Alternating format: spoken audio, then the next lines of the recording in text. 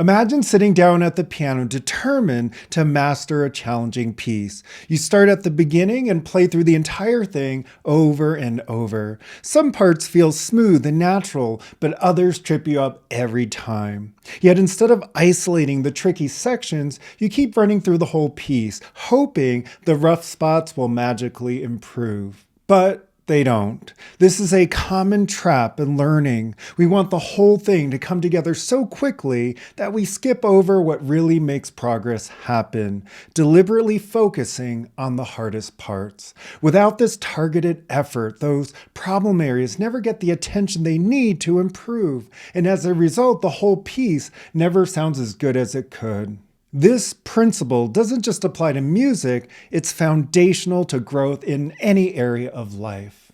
In this video, you'll learn why deliberate practice transforms learning and mastery, how breaking challenges into smaller sections accelerates progress, what top performers do differently to excel, and how you can apply it. Why inner fitness requires the same level of focus and intentionality as skill development. When I first started learning piano as a child, my teacher constantly emphasized, don't play the whole piece over and over, focus on the sections you struggle with. At the time, it felt frustrating. Why not just play the fun parts I already enjoyed? But as I spent time working on the harder sections, something interesting happened. Those once tricky measures became smoother, and the overall piece started to come together. This method works because focusing on specific problem areas allows us to build new neural pathways and fix mistakes before they become habits. Playing through the entire piece without isolating the rough spots might feel productive, but it's really just reinforcing what you already know. To truly improve, you have to step into the discomfort of working on what's hard. This principle applies everywhere. In martial arts, for instance, it's not about rushing through a form or a kata just to finish it. Real growth comes from slowing down and refining one movement at a time. This precision, built piece by piece, creates the fluidity and power people associate with mastery. Whether it's music, sports, or personal growth, focusing on the parts that challenge you is the key to leveling up. The world's best performers and athletes understand this better than anyone. Research shows that top athletes spend the majority of their practice time, about 80%, working on the areas where they struggle most. Only about 20% of their time is spent reinforcing what they're already good at. This focus on weaknesses is what allows them to improve rapidly and rise to the highest levels. A basketball player doesn't just take shots from their favorite spot on the court. They focus on the angles and positions that feel awkward or less reliable. Similarly, a tennis player spends hours refining their weakest serve rather than coasting on their best one. This approach isn't necessarily glamorous or fun, but it's essential for growth. It's also why deliberate practice feels hard, because it is. When you apply this principle to your own growth, it shifts the way you think about improvement.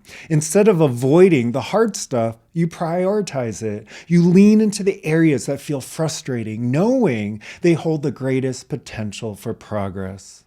Inner fitness, much like mastering an external skill, requires a deliberate and focused approach. It's not just about meditating or reading about personal growth. It's about identifying the specific patterns or triggers that hold you back and working through them intentionally. For example, let's say you're someone who struggles with self-doubt. If you try to tackle all your insecurities at once, it can feel overwhelming. But if you isolate one specific situation, say the way you talk to yourself after making a mistake, and practice responding to it differently, that's where real change begins. You're essentially breaking the larger piece of personal growth into smaller sections and focusing on the rough spots. This approach was also mirrored in my martial arts training. At first, I wanted to learn the forms quickly, but I soon realized that rushing through the entire sequence left certain movements feeling awkward and unbalanced. When I slowed down and practiced individual movements, I began to notice small improvements that made the whole form feel more cohesive.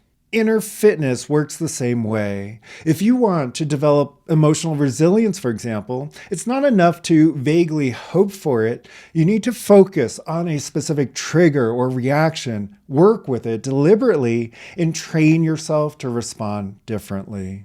Over time, these small adjustments lead to a stronger, more balanced inner world. When I think back to my early piano lessons, it's clear how much they shape the way I approach challenges today. They taught me that progress doesn't come from trying to do everything at once. It comes from breaking things down, focusing on what feels hardest, and trusting the process. This mindset has been invaluable in everything from martial arts to personal development. In Kung Fu, for instance, the forms and techniques can feel overwhelming at first, but by isolating one movement or combination and practicing it repeatedly, I was able to refine my technique and integrate it into the larger whole. The same principle applied when I started working on my inner fitness. Instead of trying to change everything at once, I focused on one small habit or thought pattern at a time. Piano also taught me the importance of feedback. In music, a wrong note is obvious. In life, the feedback might be more subtle, a sense of frustration, a recurring pattern, or tension in the body. Paying attention to those signals allows you to focus your efforts where they're needed most. It's human nature to avoid the things we struggle with. Practicing the parts we're good at feels easier and more rewarding in the moment. But growth happens in the discomfort. When you train yourself to lean into the hard parts, whether it's a difficult piano measure, an awkward movement in Tai Chi, or an emotional trigger, you start to see real progress. This doesn't mean everything has to feel like a grind. In fact, the sense of satisfaction that comes from improving a once challenging area is one of the most rewarding aspects of deliberate practice. It's what keeps athletes, musicians, and even those on a path of inner growth coming back for more. Pick one rough spot in your life, whether it's a physical skill, an emotional reaction, or a mental habit. Break it down into the smallest possible piece and focus on practicing that deliberately for a few minutes each day. The key is consistency. Over time, these small focused efforts will create noticeable improvements. The Inner Foundation series provides tools to help you identify and refine the rough spots in your inner world.